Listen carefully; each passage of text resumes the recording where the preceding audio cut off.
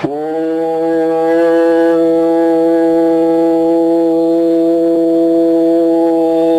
ஈஸ்வரா குருதேவா. ஆக இந்த உடல் வளர்க்க நாம் எல்லா இதுகளும் தன் உடலை வளர்க்க தான் முயற்சிக்கின்றது. எது உருவானதோ அதற்கு அந்த உணவு தேவை. அது கொடுக்கவில்லை என்றால் அது சோர்வடையும். இப்படிதான் நம் வழக்கத்தில் இருந்து கொண்டே உள்ளது. இருப்பினும் நாம் வளர்ச்சி அடைந்து வந்த நாம், தீமைகளை நீக்கி நீக்கி வந்த நாம், மீண்டும் வேதனை, வெறுப்பு, சலிப்பு, சஞ்சலம், சங்கடம் எனம் புரியாத நிலைகளை சேர்த்துக் கொள்கின்றோம். இப்ப நாம் தேய்புறையாக இதில் எந்த வகையான நிலைகள் இருக்கிறோமோ அதற்கு தக்க நாம் படிப்படியாக எந்த நிலைக்கு வந்தோமோ அதே போல படிப்படியாக எடுத்துக்கொண்ட நிலைக்கொப்ப ரூபங்களை மாற்றிக்கொண்டே இருக்கும் நமது. அது ஒன்று மட்டும் மாறுவதில்லை. ஆக இந்த உடலை நாம் எதுக்கமோ இந்த உணர்வுகள் மாறுகின்றது. இந்த உணர்வுக்கொப்ப அடுத்த உடல் உள்ளது. இன்று வேதனை நீக்கும் சக்தி பெற்ற உடல், வேதனை நீக்கும் எல்லா ஞானமும் இருக்கின்றது. அந்த நொடியில் நாம் நீக்கி பழகிக்கொண்டால் நமக்கு அந்த நோயையும் தடம். அத்தகைய நோய் வந்தாலும் கூட நாம் அதை மறக்க நாம் முறைப்படி அந்த துருவ நட்சத்திரத்தின் பேரொழியை நாம் பெற வேண்டும். என் உடல்ல படர வேண்டும், என் ஜீவான்மா பெற வேண்டும்.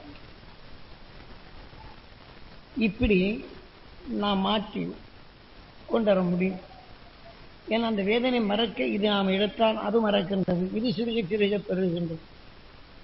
விஷத்தின் தன்மையை நீக்கியது அகேஷன் துருவனாகி துருவ நட்சத்திரமான. அதனால் மனிதனில் மிக உயர்ந்த நிலைகள் பெற்றது துருவ நட்சத்திரம். என்றால் அந்த துருவ நட்சத்திரமான ஒரு சமயம் நமது சூரியனே அழியலாம். ஆனால் அந்த துருவ நட்சத்திரமும் அந்த 27 அதோடு இணைத்து கொண்ட சப்தரிஷி மண்டலங்களும் என்றும் அழிவதில்லை. வருவதை ஒளியாக மாற்றிக்கொண்டே இருக்கும். உயிர் எப்படி அழிவதில்லையோ இந்த மனித உடலை தான் உயிரைப் போலவே இருளை நீக்கி உணர்வின் தன்மை ஒளியாக மாற்றி சென்றவன் அகஸ்தியன். ஆகவே நாம் அதை எளிதில் நாம் எப்படி பரிணாம வளர்ச்சியில் வந்தோமோ அதே போல பரிணாம வளர்ச்சியில் வளர்ந்தோன்னு உணர்வு நாம் எடுத்தோம்னா வளர்ந்து செல்கின்றோம்.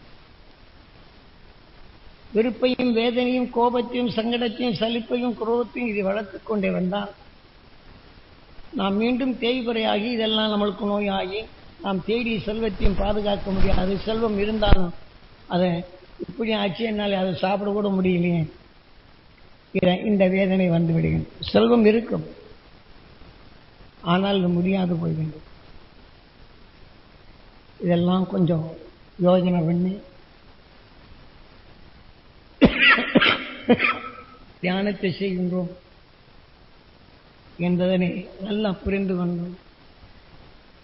நாம் இந்த தியானம் எடுத்து வலு கொண்டால் அடிக்கடி வரும் தீமைகளையோ சலிப்பையோ சஞ்சலத்தையோ சங்கடத்தையோ கோபத்தையோ வெறுப்பையோ வேதனையோ நமக்குள் நிலைத்திருக்காது.